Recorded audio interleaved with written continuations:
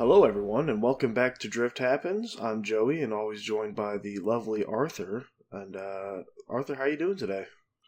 I'm doing pretty good. Nothing super exciting happened yesterday. We can move on and not talk about current events.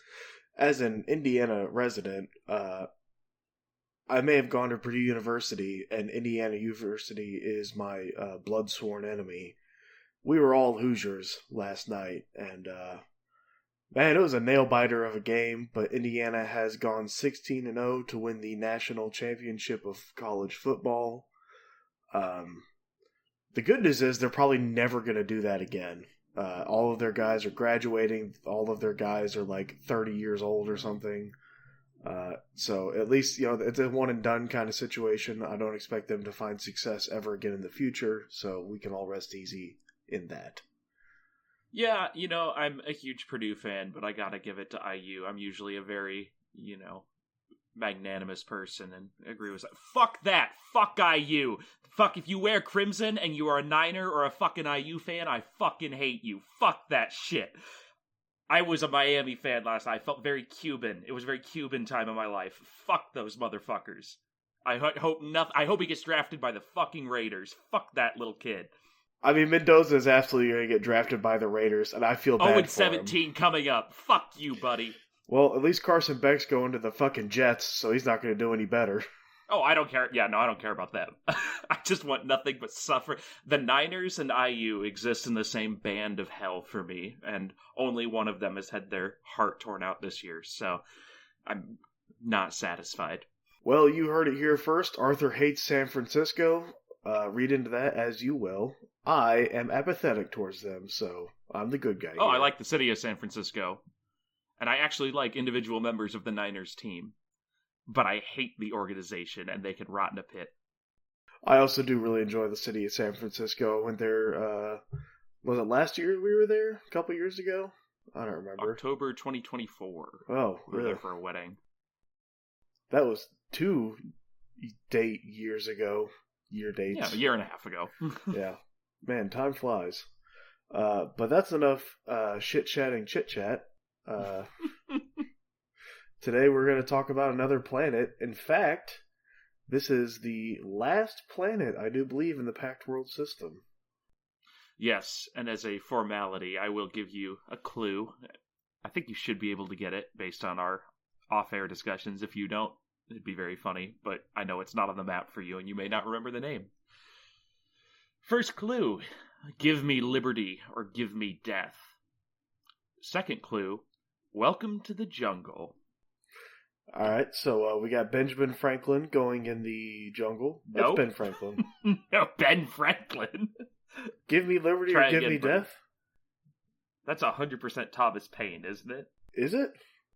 I thought it was Thomas. Let me look it up. It is not Ben Franklin, I know that for sure. Stand by, audience. Survey says. We're both wrong. It was Patrick Henry. Alright, well, I feel less bad about that. Wow. Nice try. So... Tragic. Why did I think it was Thomas Paine? What'd you say, Patrick Henry? Patrick Henry. Alright, Patrick Henry in the jungle. Same group of guys. Yeah, I mean, a founding father. Yes, he did not say anything about the jungle. Yeah, well, I can tell you that this is actually a trick question, because this planet is not in the Pact World system, even though it is a member of the Pact Worlds. We are going to the Veskarium Empire, and we're going to Vesk 3? Vesk 6. Fuck. Also known as its new name, Pulonis, which was its old name prior to being conquered. But yes, it is the newest member of the Pact Worlds Alliance, but it is the first member from outside their solar system. Just as a surprise, after they had a successful revolution against the Veskarium Empire, they accepted membership in the Pact Worlds, which is a very interesting, basically international relations decision by a lot of parties. Kind of gives the feeling of granting NATO status to Ukraine today. Just like, oh, you finally broke free from the USSR. We'll just take you into our system, and now they can't wage war against you. Kind of similar vibes there. And if they didn't do that, I wouldn't have been surprised if a Ukraine situation broke off on Pulonis, but it still could. But I do have that flavor text for you, if you want to give the first taste to our readers. Our listeners. If you're reading our episodes, I'm very sorry. Well, I did turn the AI-generated transcripts back on that Spotify helpfully shoves down our throats, so you can read along. It's not going to spell anything correctly, but you can use your imagination.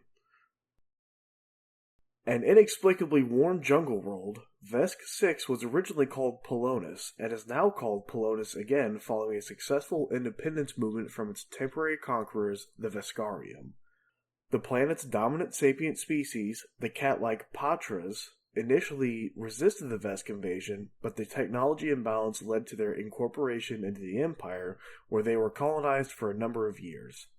Recently, the Pahtra nation-states declared independence once again and expelled the Veskarium overlords, and subsequently were granted surprise admission to the Pact Worlds, despite being from a different star system. Though distant from its own sun, Pulonis is hot and humid, and its relatively low gravity has resulted in towering trees, gigantic insects, and other titanic flora and fauna that struggle ruthlessly with one another to survive. Indeed. Today we will be bookending our series on the Pact Worlds, which we started several months ago with Absalom Station, with the newcomer, Pulonis. Pulonis is approximately half the size of Lost Galarian. It has a normal atmosphere and gravity about a third of the standard. So, like you were saying, stuff grows bigger there just because there's less gravitational forces going on. A day on Pulonis is approximately 54 hours, and a planetary year is about 20 standard years. That is a very long orbital period. Does that mean that they have 5-year seasons? I would think so, but also, I'm about to send you a picture. This planet doesn't have ice caps. It's pretty much just a steamy, hot jungle at all times, regardless of which hemisphere you're in. I mean, does sound miserable. Yeah. As a person who is not a huge fan of humidity. And mosquitoes the size of B-51s. Yeah, not a B-52 is what you meant there. Yeah, I think so. My history cylinders are not firing. I was so overcome with rage at fucking Bloomington yesterday that I actually fried some of my brain cells in anger, and they have yet to grow back, so. Yeah, which, a little historical fact, apparently there's not been a team to go undefeated and win some kind of championship since 1869 with Yale University, back when football was just a bunch of people, rugby with fewer rules, probably. More rules, actually. They had to make it distinct from rugby back then. They were finished with the Civil War. Well, in order to avoid exploding my capillaries, let's have you describe what Pulonis looks like to our dear listeners. Sorry for the tangent, everyone. So this is it's a planet that has some bluish green oceans and greenish blue land masses. Greenish blue oceans and dark green into bluish green. Yeah, land masses. Yeah? With coasts going around, like Arthur said, there are no ice caps anywhere. It doesn't look like there's even any mountains or anywhere where it would get cold at all. It looks like a planet of rainforest and swamp. Mm-hmm. I will say there are actually some pretty big mountains. We just can't really see them from this image, but that's kind of just because everything is blanketed by that endless jungle. You aren't even seeing, urbanization or agriculture or anything from up here. Just jungle. Gotcha. So the planets go to a different school. I wouldn't know them. They're on the other side of the picture, I guess. The planets? Mountains. The mountains. Oh. I see you're doing dumb well today, joke too. Made worse. Moving on. Another interesting thing about Pulonis is it has a powerful magnetosphere, which it allows it to maintain its atmosphere despite being really small and normally not being able to keep as thick of an atmosphere as this, just with its lighter gravity. But this does generate something called magnetic winds, which devastate the standard functionality of many forms of modern technology. Modern settlements are sparse on the planet as a result, and the Veskarium did not enjoy nation building with such problematic planetary effects interfering with their equipment and plans. So what you're telling me is the Veskarium conquered them, but then they were just kind of like, oh, this place kind of sucks. Maybe we don't want this. And then maybe had like a garrison on the planet as like a token. But then, when the Pahtras overthrew them, they were just like, yeah, you can have it. There's a little bit of that going on. They certainly were, like, after resources from the planet, and they actually did have a very large standing garrison versus, like, a token one. And they were working out, we'll talk about in the future, some ways to, like, creatively solve these problems that they were faced with. Basically, because, like, it really sucks to drive around a big metal tank with a bunch of normal navigation tools in it when there's just magnetic stuff literally moving the tank or fucking up the navigation stuff. It's just a miserable time for that. Yeah, magnetic wind is not something I ever thought that I would hear. Like, those are two words put together that just, like, unexpected. Also, a little bit terrifying. Yeah. Yeah, and we'll talk about a particularly terrifying effect of it in a little bit. But prior to their expulsion from the planet, Vesk scientists had recently discovered that the planet's core had been intentionally altered at some point in its prehistoric past, allowing the planet to keep higher temperatures than it should normally have been able to. No corresponding ancient alien ruins or like other sites have been located to provide any insight into this oddity, but the work of the scientists has been like peer reviewed, and yeah, there's something fucky with the core of Pulonis. Is the fucky with the core also the reason that there are magnetic winds and crazy kind of stuff like that happening? Potentially. Okay, because I know that, like, Earth's magnetosphere does come from our liquid metal core just kind of churning and bubbling inside of us. Mm-hmm. But that's all I know. I mean, that's my geology fun fact for the day. If you didn't know that Earth had a... Shit, never mind. Do we have a solid metal core? I don't know, man. I just know it's hot down there. It is hot down there. I'm the liberal arts student here. I can't make these calls. I also can't make history calls, apparently, so I'm not good for anything. For the record, do not take any facts that we state on this podcast as actual true facts, because we don't know and we rarely check. We hold to an entertainment over accuracy on this podcast. Yeah. Pulonis itself, like on the surface, is lush with large land masses and a hot jungle climate. Plants and animals grow quite large here, assisted in part due to the low gravity and just abundance of food sources. This is not a planet where you need to go hungry. These animals and plants are not all deadly, but many are, causing the jungles of the planet to have quite an infamous reputation. In addition to its jungles, Pulonis has towering mountains which are shockingly tall, even in comparison to those on other worlds. So I think that we kind of discussed something like this way back at the beginning of our podcast, but this is one of those worlds that has a very low gravity on it. Is this one of those places where if our party came here, they're going to have like easier or better strength checks, easier acrobatics checks for leaping into the air?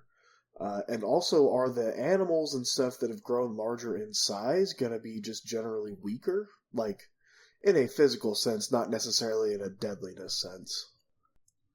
So, for your first question, yes, when you have planets that are either higher or lower than the standard gravity, there is a mechanic in the base rules to kind of address that.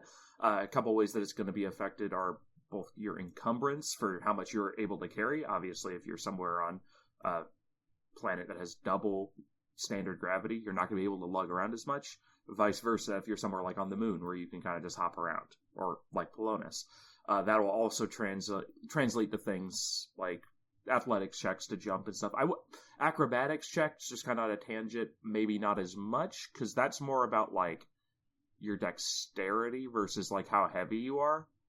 That might be a case by case basis, kind of for how that works. But yeah, that's all game time decisions that a game manager can make for like, okay, we've got these guys, they're trying to scale the side of this mountain really quickly, but they've been living off Pulonis for their entire lives, and when they came here, like, they can just climb this like they're having someone pull on them from a belay above them, honestly. Like, it's taken half the amount of normal energy. As for the monsters, I mean, they're still going to be tough and bad. They just, I think they're probably just scaled up, just their size and stuff. So they're a standard, like a big monster on Akaton would probably be tougher than a big monster on Pulonis, but they're still a big monster. Gotcha. Like strength-wise as well. Yep. Yeah, because I was just thinking, like, when you think of a tree that has grown to twice the height because the gravity's at half, it's probably not as solid through the middle and is more hollow and brittle than, well, I don't know about brittle, less supports. But yeah, less supported than something that's grown in a higher gravity environment. So I was kind of wondering if the creatures kind of treated the same way as that. Other than the jungle, there is a rocky and blasted wasteland near the center of the main continent where the first battles between the Veskarium and the native Pahtras were fought. The Pahtras refer to this place as the Holy Lands in honor of their ancestors who died trying to preserve their freedom. So there's basically just a massive World War I type battlefield just in the middle of the main continent where they had their last stand pretty much before it devolved into guerrilla warfare and then eventual colonization. From the flavor text, it did discuss that there was a big technological disparity between the Veskarium and the Pahtras.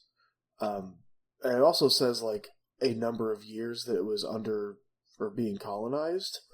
How big of a difference are we looking at with this? Like the technological imbalance? Yeah. Yeah, I mean, I don't want to make any claims because I can't, like, there's not like a specific like reference point that was ever painted. They just kind of refer to it as a technological imbalance, but I do kind of I mean, like, they wouldn't have had metal weapons or like traditional armament, so it might have been more like, you know, the type of stuff that was going on between the British colonists and natives in like South Africa, for example, where it's like you show up and you have good military tactics and like you're a competent group, but you don't have a Maxim machine gun, and like you just aren't prepared to deal with something like that. Like, what the fuck are you supposed to do against that? Even if you are a competent military leader and you have brave warriors, like, there is just a technological imbalance. So I imagine it was something to that effect, where it was like they put up a fight, but it was kind of a done deal when they showed up in the atmosphere. And then as for how long they were colonized, it was certainly a few hundred years. So they have been introduced to a lot of more modern technology that they've incorporated into their planet now. Okay, so we're not quite talking the level of like Galactic Empire and Ewoks, but more of I don't think it was that bad. Okay, gotcha. I think it was just, it's really tricky to get high-tech stuff that doesn't rely on like a bunch of metal, and also there's some like missile guidance systems and stuff like that would all get fucked with by the magnetosphere. But if the Veskarium shoots 20 of them and only one gets through, the Patra didn't have anything to defend against that. So getting hit with a missile, even if 19 get sent willy-nilly into the atmosphere, still means you got hit by a missile. True, yeah. So it does make sense that there would be a massive wasteland where the battle was fought because they were technologically advanced enough to put up a fight. It wasn't just walking in over cute teddy bears, or in this case, kitty cats. Yeah, and they would have had more advanced weapons. Like, I'm not trying to say, like, they had Ewok spears versus, like, machine guns. It was like, they would have, like, plastic guns, like a Glock or something like that, versus a spear. So, that, like, it was a fight. It just, they didn't have things like missiles. And, the Veskarium is just a huge galactic empire. They have so much resources, or so many resources, and, like, it was a done deal, like I said, when they showed up. Gotcha. So the recent rebellion on Pulonis saw the Vesk government and military forcibly removed from the planet, with very few Vesk even still present on the planet, even if they were not a part of the occupying force. The Veskarium has not made any sort of concerted effort to retake Pulonis, which is kind of surprising, but you have to remember they are currently at war with the Aslanti Star Empire, which is that human empire from a very different area of space. And that conflict is taking up a lot of their military resources and focus. So some of the assumption right now is the Veskarium's of the opinion that they could just deal with the rebels later. But kind of subverting that, instead, Pulonis' petition to join the Pact Worlds was surprisingly accepted, and now they are considered a full member with all of the protections granted to members of the Pact Worlds, kind of like what you were saying about how NATO countries and Article 5 stuff. Yeah, so they shouldn't have waited so long to try and take Pulonis back over. They should have just, nip it in the bud. Yeah, leaving it as a back burner issue kind of bit them in the ass. Yeah. I can't wait until we get into the Aslanti Star Empire as well, because we haven't really discussed what their relationship is to the Pact Worlds and how that will kind of affect what's going on with the Veskarium and that love triangle. Yeah, we'll definitely have a couple episodes on them in the future too. I think the really surface level thing to talk about with them is they have not had much exposure with the Pact Worlds, and the few like scout ships that have bumped into each other, it's quickly devolved into a shootout because they are very much like they aren't quite. We've talked about this before. They aren't quite as low at the level of the Empire of Man in Warhammer 40k, but they have a lot of similarities. They're overtly fascist, and they view non-human ancestries as like second-class citizens. Okay, gotcha. So, yeah, definitely look forward to talking about them. But for now, Pulonis really they snuck in, and now they're a packed world. Yeah. We'll talk a little bit about the Pahtras, too. They are lanky, feline humanoids who have evolved to be swift predators in their planet's slow gravity. Survival has always been hard in the dangerous environs of their planet, and Pahtras are usually fit and competent, with a distinct love of individuality. Here's what a Pahtra looks like, if you would like to describe it to our dear listeners. Khajiit has wares if you have coin. I mean, if you guys have played any Bethesda game, or Elder Scrolls game specifically, this is just a Khajiit. It is a humanoid cat, has cat ears, a cat muzzle, cat eyes, stripes. So I guess leaning more towards like a humanoid tiger than anything else. But yeah, nothing. That's it. They probably have a tail, but it's not shown here. But really, from the neck down, this picture is just a soldier holding a rifle. But then it's got cat ears. I do love the color of that armor. That green they got is very nice. Oh yeah, the armor looks sick. And really cool rifle, too. The rifle is like borderline reminding me of like Mass Effect sniper rifle kind of deal. Yeah. Do you want to tell your listeners how you've been playing that for the last week? I think you put 16 hours in? Probably closer to 60. Maybe not. Good lord. But close to it. I beat I'm going through my completionist run of the Legendary Edition. I knocked out Mass Effect 1 in like 3 days. Oh my god, fuck the Mako. I forgot how much I hated having to do those Mako missions and just driving around on these barren planets and just keep driving until you finally reach your one thing. You go in there, I was also doing it. I'm doing it all on Insanity, and I keep forgetting to quick save, especially on those Mako missions, because like you drive for 10 minutes and you finally get to the objective. Then turrets obliterate you. Yeah, and then like you get in there and you're fighting against the biotics or whoever, and then you die, and then you come back in. You're like, "Fuck! It auto saved when I landed on the planet." So you have to drive 10 more minutes to get there. And the thing is, in that 10 minutes, you forget that you don't save because it's just so goddamn long. Yeah. That's brutal. It is, certainly rose-colored glasses a little bit for Mass Effect 1 for me, but now you're on to Mass Effect 2, which now I'm on to Mass Effect 2.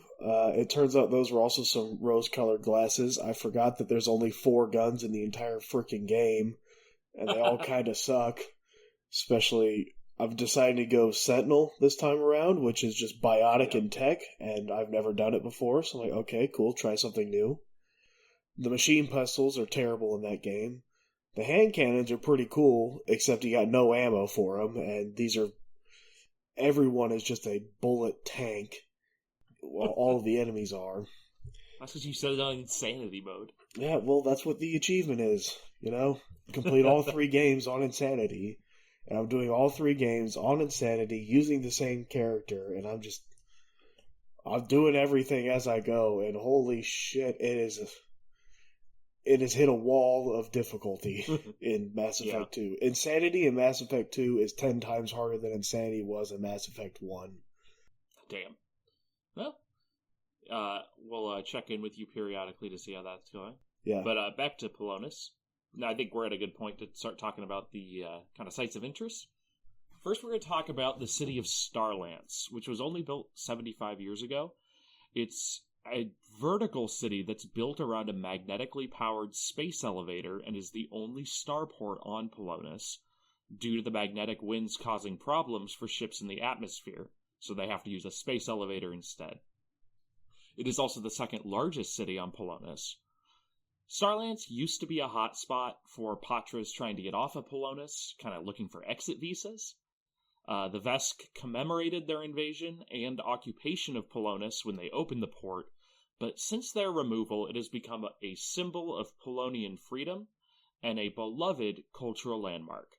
Today, Starlance is home to arcades, storefronts, holo-theaters, virtual reality cafes, gyms, and spas, both of which are needed by off-worlders to exercise to avoid losing muscle mass on low-gravity Pulonis.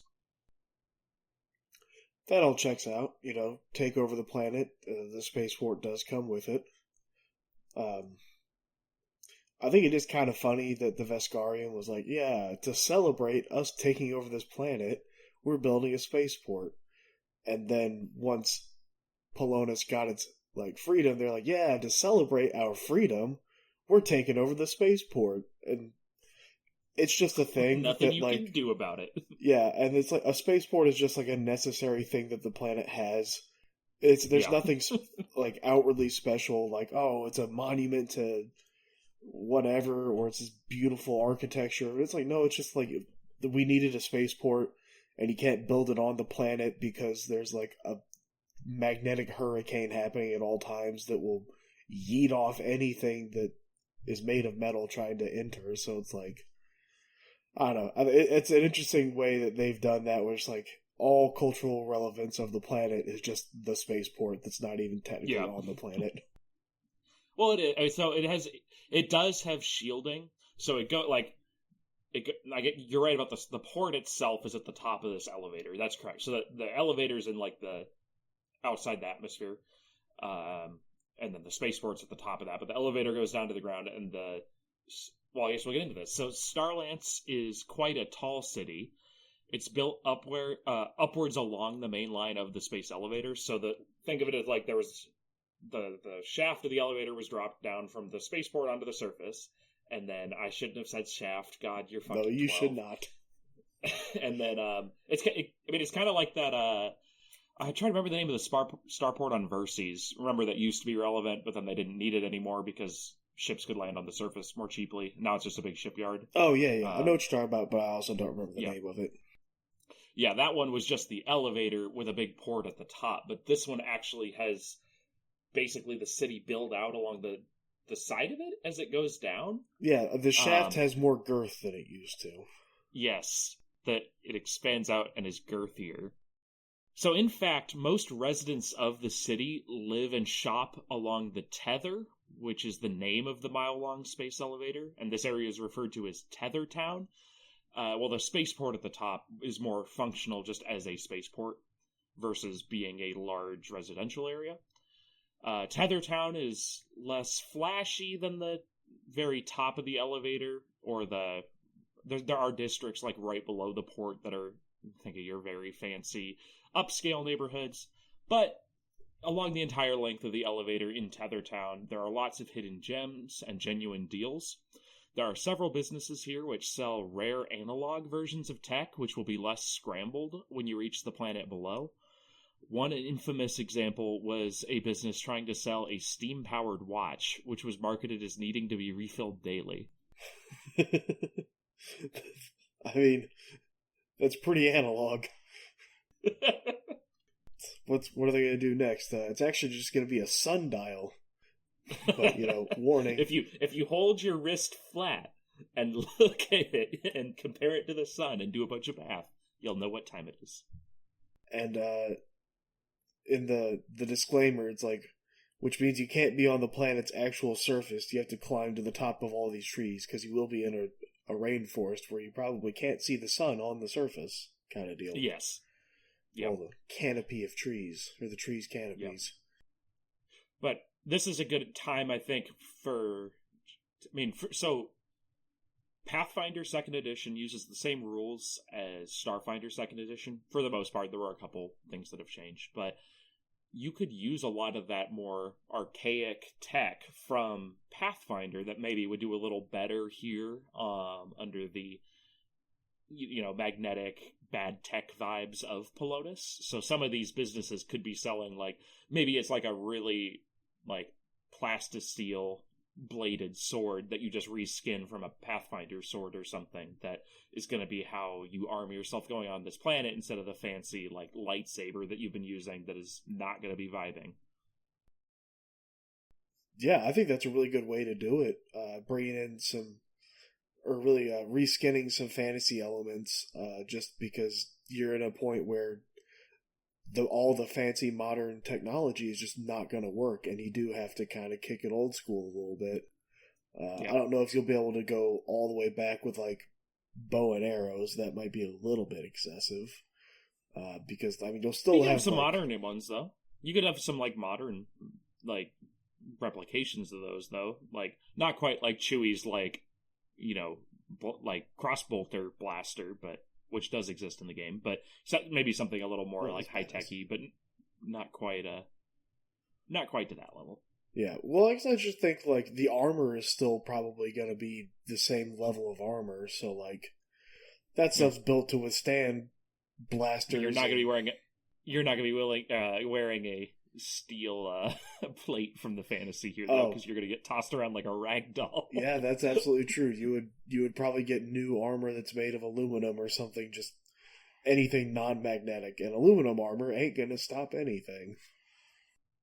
So the spaceport itself is called Ignavez Spaceport. It's at the very top of the Tether. It was originally a drab, practical Vesk military asset, but now this port has been transformed by the Pahtra into a grand entrance to their planet, which all visitors will see. In the main terminal, there is a starship-sized hologram of Pulonis with many linked interactive exhibits, doing things like tracking the current magnetic winds in the atmosphere, showing local weather patterns, and interactive schematics showing the design of the force field which protects the city of Starlance from magnetic interference.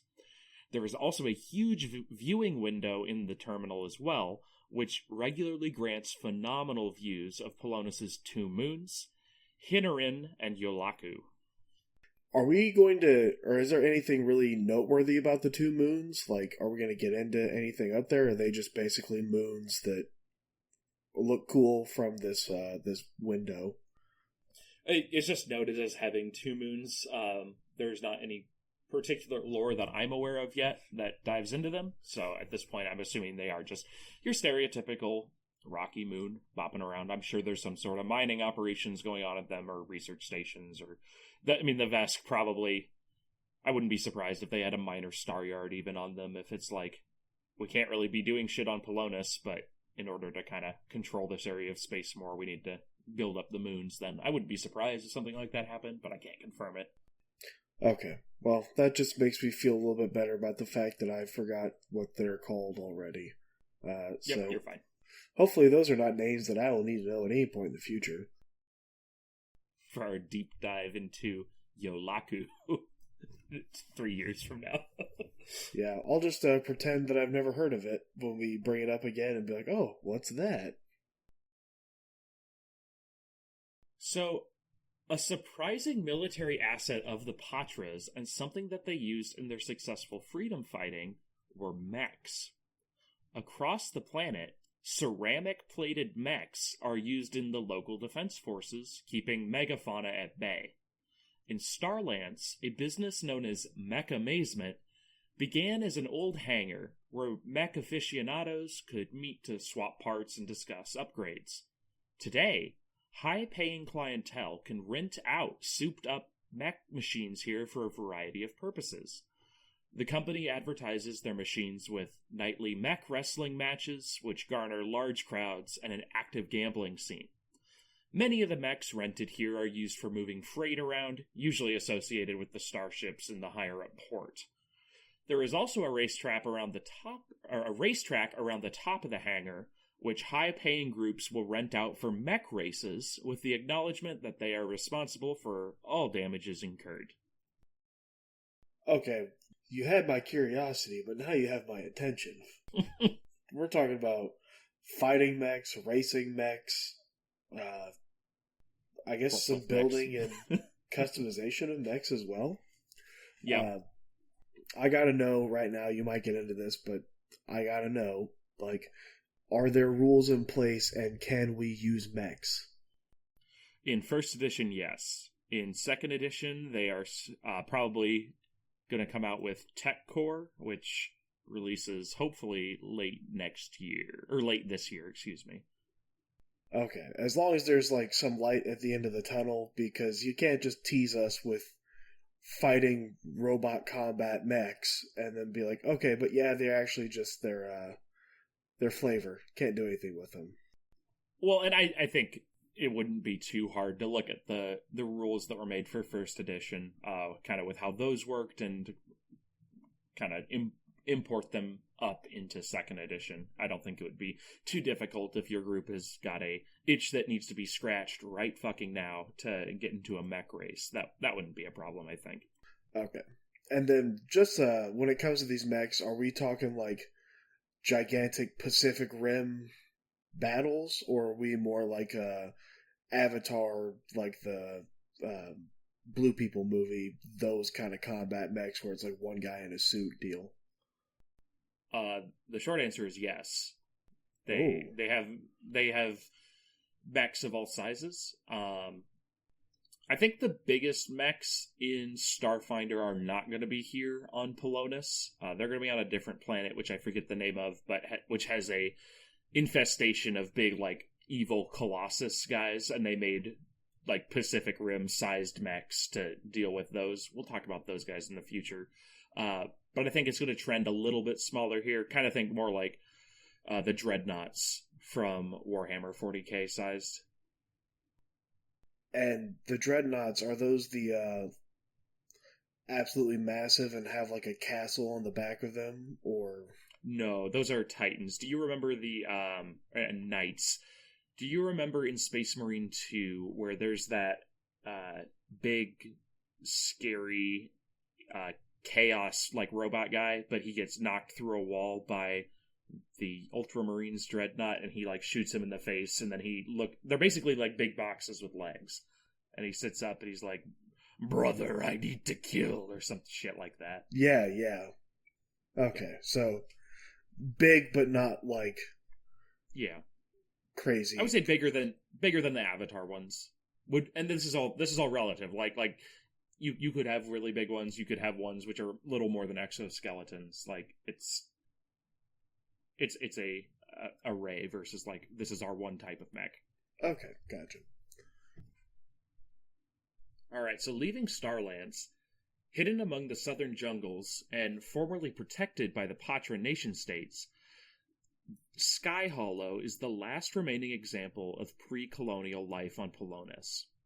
It was founded in secret by Pahtras' intent on keeping their traditional ways of life when it became apparent that the planet would fall to the Vesk. The Pahtras living in this settlement were kept away from news of the outside galaxy, and their existence was hidden from the Vesk. There is no update on what's going on here since liberation, but I do believe that the village is now likely some sort of cultural institution, valuable to the Pahtras wanting to experience what the old ways of their life looked like. So it's kind of like a permanent Renaissance fair that they got going on there? Yeah, like Colonial Williamsburg or something like that kind of thing, or it's like living history almost, but these are not actors, like these are real people. Well, I mean, when you go to the places, they don't think they're actors either. They're really churning that butter. That's fair. But yeah, they haven't specifically said anything about what happened to Sky Hollow with the liberation of the planet, but I do think it's probably likely that it's a little more publicized now, and that a lot of Pahtras who are interested in what their culture would have been probably go there to check it out. So like we kind of talked about earlier, the planet of Pulonis is made up of a bunch of different nation-states controlled by the Pahtras. We've talked a little bit about how there aren't really any big settlements, so like these aren't as powerful as the nation-states of Verces, for example.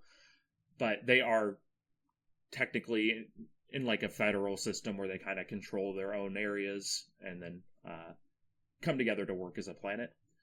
But the nation-state of Hafarin in the northwest was known and is still known for biomedical and organic sciences research, and was used by the colonizing Vesk to further these fields. This country was teeming with rebels and rebel sympathizers who used the facilities here as a medical supply stockpile for their greater struggle. So just endlessly stealing the shit that was made here to pass out to the freedom fighters.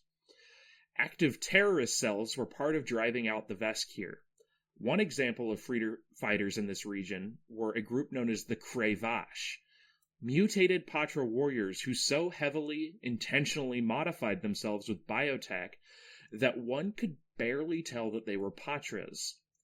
They were one of the most successful guerrilla groups on Pulonis and were undoubtedly a key player in the final expulsion of the colonizers. So these were like some cyborg cats.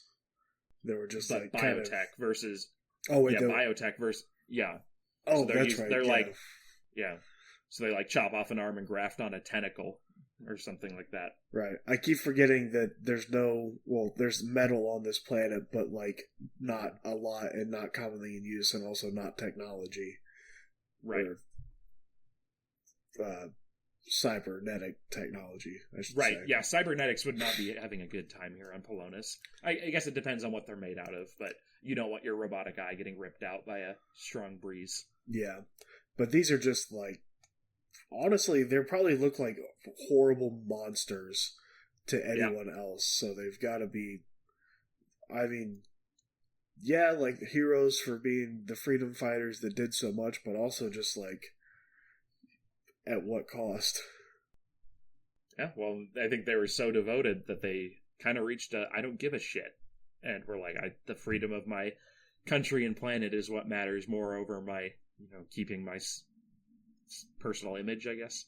Yeah, kind of like the Saw Gerrera band in the sequels, where they're just like, yeah, we're fighting against the Empire, but we're terrorists. Like, no ifs, ands, or buts about it. We are bad guys who are terrorists. We just happen to be going against the Empire. So, like, we pretend we have moral high ground, but, we're still kind of bad guys. Yeah. Our end goal might be good, but our methods are questionable. Right. Yeah. So, we talked about how Starlands was the second largest city on the planet, but the largest city on Pulonis, known as Command 6, was a massive military complex serving as the center of Vesk military power here on Pulonis. This is where most Vesk outside of the spaceport had been living, with many facilities specifically built for their preference. This is where Pahtras choosing to join the Veskarium army would go through basic training. Some of these Pahtras were likely sleeper cells in the armed forces, ready to turn on the Veskarium. Others were true believers in the mission of the Veskarium, while other Pahtra enlisted only out of a need for employment. When the Vesk pulled out of Pulonis, they ceded control of the Command 6 city base to the nation-state of Voyadris, who was more than happy to take control of the abandoned armies of ceramic-plated mechs to ensure the planet's continuing freedom. While under Vesk rule, the nation-state of Voidris had actually been the epicenter for R&D for these types of machines, as the Vesk needed an alternative to the entercopters and hover tanks to tackle the various horrific beasts of the jungle, as these traditionally magnetic and relying on a lot of navigation system machines got super screwed up by the magnetic storms.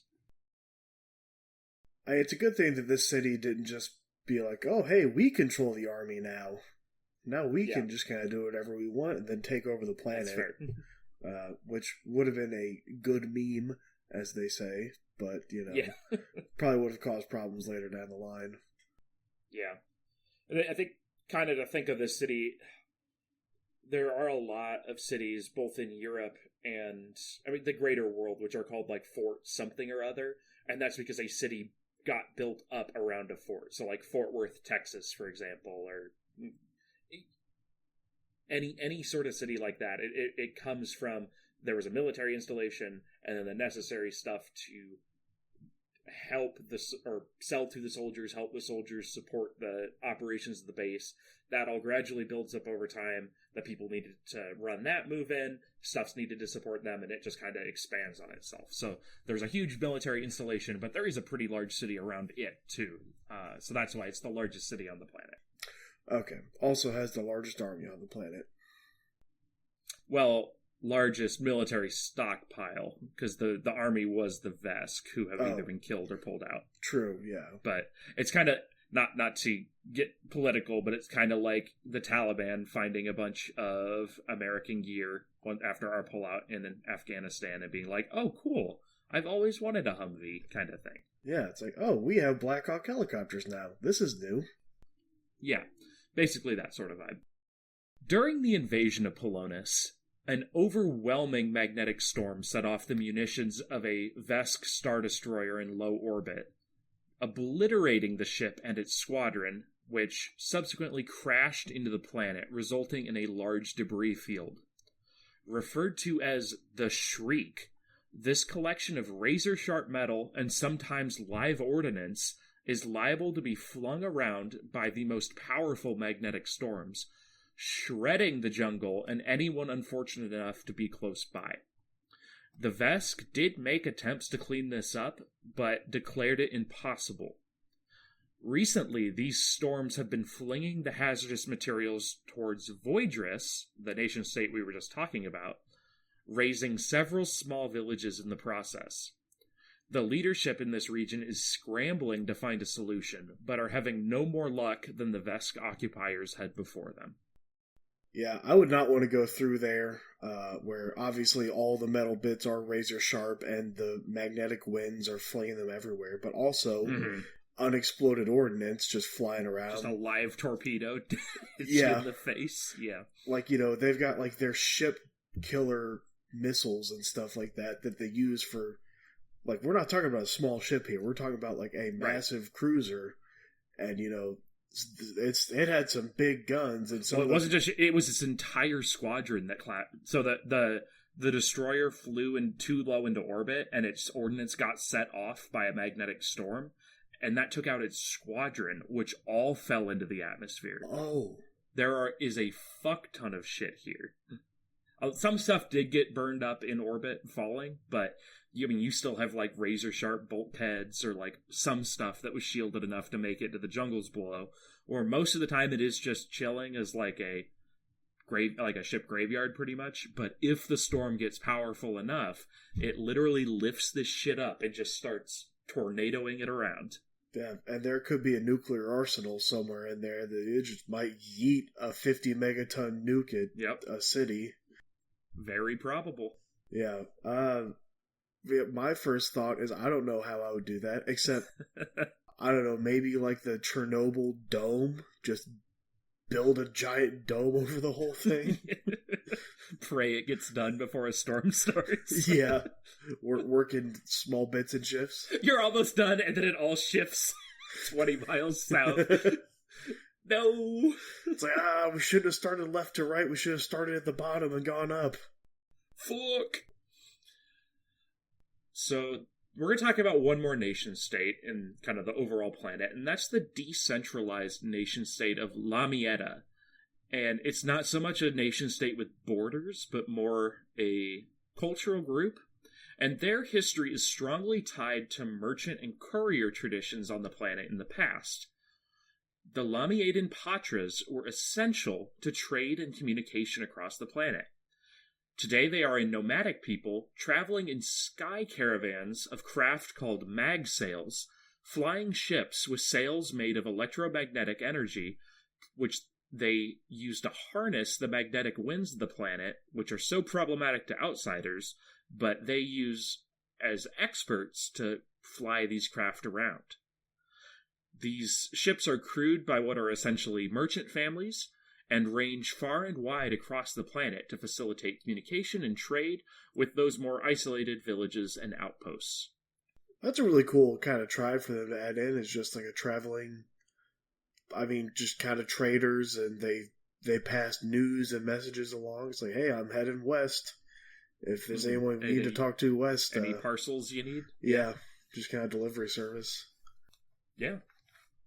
So, obviously, the magnetosphere does not, or the magnetic, it doesn't allow the traditional internet that you have on most planets on Pulonis. You still have some stuff in the protected areas of Command 6 or in the Starlance spaceport area, because that's all shielded. But just if you're out in the jungle, you are not getting any bars. Communication is still pretty difficult. Okay, so these are it's not just traveling to isolated groups, but every group is isolated, so that's kind of why these guys are needed. Yeah, and it was kind of their cultural niche when the planet, they're still around, but prior to the planet being colonized, that was just how news traveled, was these guys pretty much, because they would come into town, they'd sell some goods, and then the town leader would be like, hey, I hear you're traveling west. Can you bring this message to the next town over? We need to have some supplies sent back or something. I don't know. I'm not a town leader, but that's all. That's how that would have all been facilitated, other than just poor bastard walks through the dangerous jungle for 4 weeks, just fighting megafauna and suffering. You can just fly over it in these fancy ships. Yeah, I think I'd rather take the ship. But yeah, that kind of brings us to the end of the sites of interest I want to talk about. We'll once again kind of go over the residents and culture of the planet. Pulonis is still adjusting to its newly declared independence and association with the Pact Worlds. Pahtras are not an inherently cooperative culture, especially when it comes to large-scale projects. So even with the rise of democracy on the planet, things are still kind of coming hard to them. Institutions are not immune to corruption, backstabbing, nepotism, and other unhealthy behaviors, some of which were valid strategies when engaging in an imbalanced freedom struggle against the Vesk. So the Pahtras, they are just kind of like any other race, where they're not, morally perfect or anything. There's still the classic infighting and politicking and all of that kind of stuff going on, so... Yep. Even though they're cute little kitty cats, they're struggling. Yeah, they're still people. And again, it's the nation building of just such a new...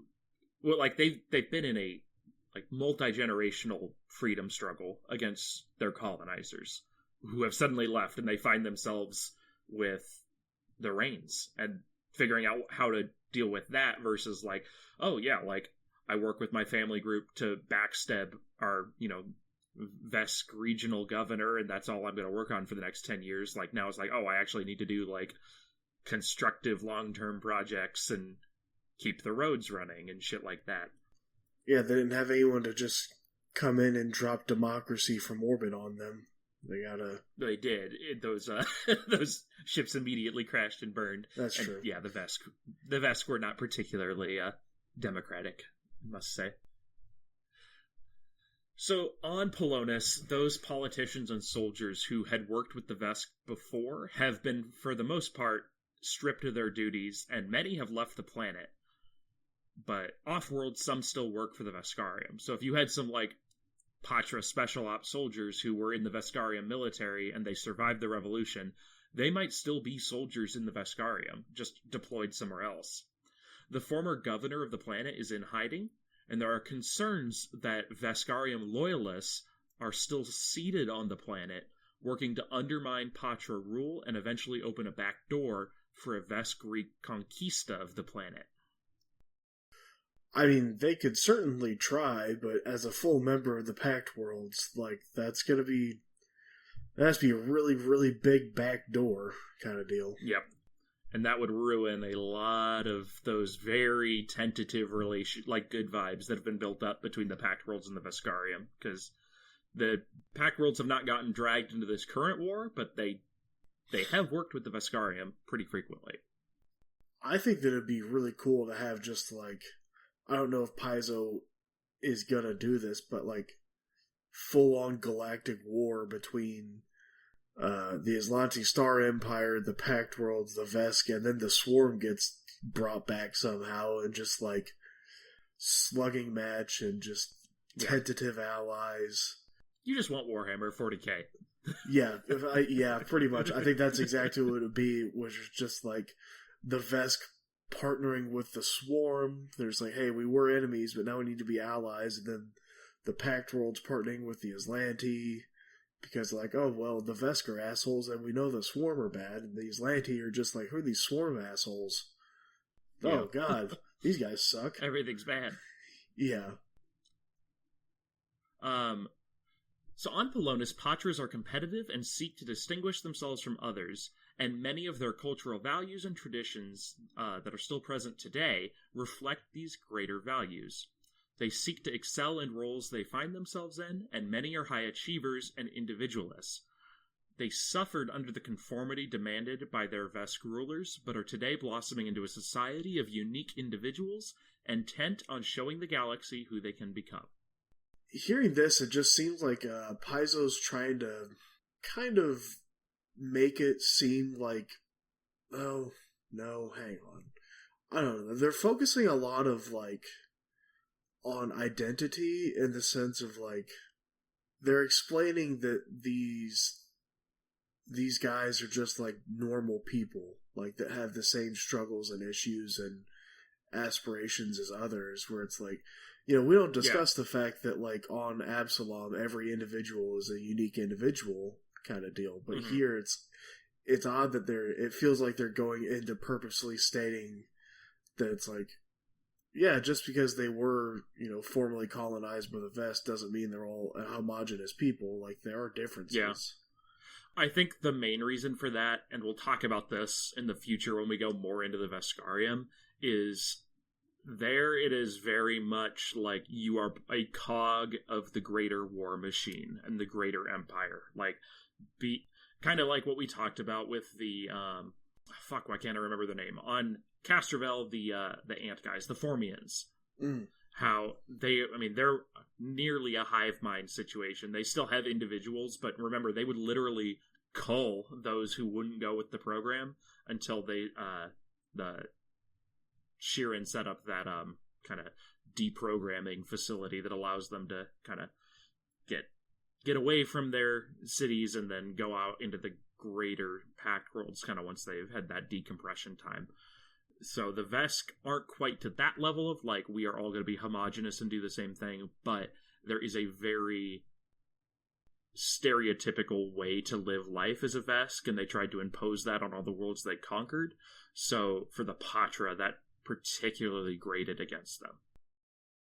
Okay, so it's more just kind of like explaining that the Patra way of life is not the Vesk way of life.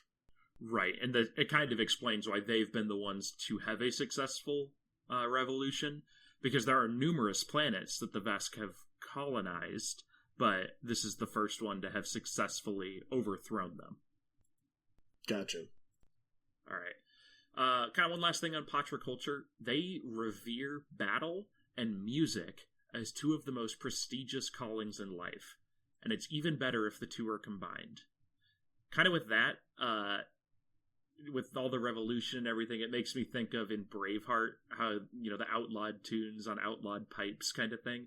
I want to make a player character of just a Pulonis revolution veteran who's just a bagpipe player. Would he end up as a bard or as a soldier?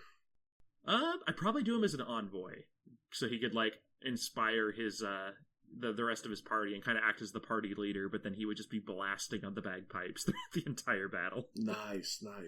Which, yeah, I guess there are no bards in Starfinder. You could bring up the equivalent from Pathfinder, but yeah, the base. Well, at some point we'll kind of talk about how to incorporate more Pathfinder things into Starfinder if that's your cup of tea, but as we are just starting out, we'll focus on the baseline. But yeah. I do like the energy of just we're a musical battle kind of bard culture.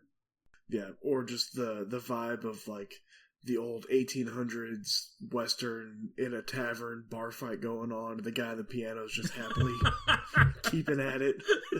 100%. That would be awesome too.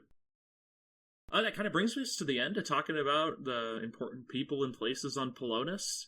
Like we've been talking about, it's about as young as you can get as a member of the Pact Worlds right now. So excited to see what will happen with that, but I've got some campaign concepts if we're ready to start diving into that. Yeah, I think there's a lot of really cool things that we're going to talk about through this, so let's get into it. So there are legitimate concerns on Pulonis regarding Vesk loyalists and their attempts to undermine the nation building here. The party could become involved with rooting out some of these sleeper cells. Maybe the party's employers are a legitimate government, or maybe the party are still militants operating in the jungles as they did for years, but the threat from within must be crushed to preserve the planet's independent future. Yeah, this is going into some James Bond, Mission Impossible kind of rooting out spies and finding hidden sleeper cells. Spectre agents, yeah. Yeah. It seems like this would end up being a very dialogue and investigation heavy campaign. Really beating feet, talking to people, getting clues about what they're saying. A lot of insight checks going on here just to see if people are telling you the truth, the whole truth, and nothing but the truth kind of deal. But also, tracking down leads and just kind of testing your players' creativity on all right, where do you go to next? So you have this clue. Do you just keep asking random people on the street, or do you go into a different street? I don't know. I'm not a detective. Or you could also go the Inglourious Bastards route and just be like, I'm Aldo Rain, and each of you owes me 15 Nazi scalps. That's true. Just go with as soon as you catch one person in a sleeper cell, just start working your way up the tree. Yeah. Another way you could play this, too, is you don't have to be at this point in the timeline. You could play as, freedom fighters during the day of revolution. You've been in a jungle camp, Che Guevara, revolutionaries living in the jungle, just desperate, and then all of a sudden you realize that the revolution's happening, and you just burst out of the jungle and attack Command 6, and just, overrun the Vesk defenders kind of thing. Yeah, that could be a cool... Actually, you could probably get an entire campaign out of that, lasting a couple months if you're doing once a week. Just going from you're in the jungle, you get the go word, up through you're fighting the Vesk commander as he's trying to get onto his ship to escape kind of deal. You're like, you get back here, you son of a bitch. Yeah. I need your scalp. I need that hide, lizard boy. Oh, no. We already talked about this a little earlier, but mechs are the preferred way to now control the megafauna, which merrily rampages around the planet. A party with access to mechs could live out their Pacific Rim dreams in many ways. Yeah, it would just be super cool to have, like, mech customization. Like, you go into a shop and you've got, like, a bunch of options for armament. Because I'm thinking of, like, the Battletech, like, Mech Warrior kind of vibes from the game in the 80s up through the video games and novels and up through today, like Mech Warrior clans. But, like, you got this giant 65-ton mech, or the really, really big 120-ton mechs, or the little Stinger 20-ton, or just small ones, but a lot of different sizes, customizations, ways to use them, especially in a party of 4, having, like, a scout, a tank mech, really just expanding everything that you do in a campaign, and just quintuple the scale. You're all giant mechs that have 1,000 hit points, and you've got rockets and missiles and doing all kinds of crazy stuff against God. Out there fist fighting Godzilla in the jungle, just like he's ripping up trees, just beat you with, and you're rocketing his belly. It's a good time. Yeah, and this could be a cool way to, like, just take, like, jungle panthers or any kind of creatures that you see on any other planet, and you're just like, alright, well, I'm going to add 2 zeros to everything, and that's going to be the encounter for the party of mechs. I think that would be a very because that would cool all work, way. because everything is scaled up here, just because of that low gravity. It's like, okay, yeah, a panther would normally be, you know, a little bit lighter than a human on standard worlds, but now he's 5 times as big. Enjoy. Yeah, climbing a 200-foot tree and I'm going to pounce on you, but now you've got, you're a walking tank. Yeah, so it would certainly be quite fun. The last thing, which is I think probably the most unique thing about Pulonis, the Shriek is imperiling civilized zones with its loose collection of hazardous waste, live munitions, and metal bulkhead shards the size of barns, which whip through the air due to the weird magnetic winds on the planet. The nation of Voidrus has declared a state of emergency and is begging for help, but so far no one has come up with a way to get rid of this dangerous assembly of hazardous junk. Outside of, like, dropping a massive, massive bomb from orbit just to try and vaporize everything in a radius that's as big as this field of destruction, or, you know, building the dome, I don't really know of any other way either. Just, I mean, it's a problem. I do agree with them, and that's a big fucking problem. But, you know, I'm in the same boat where I'm like, I mean, it sucks, but I don't know what to do about it. Yeah. Maybe relocate the city.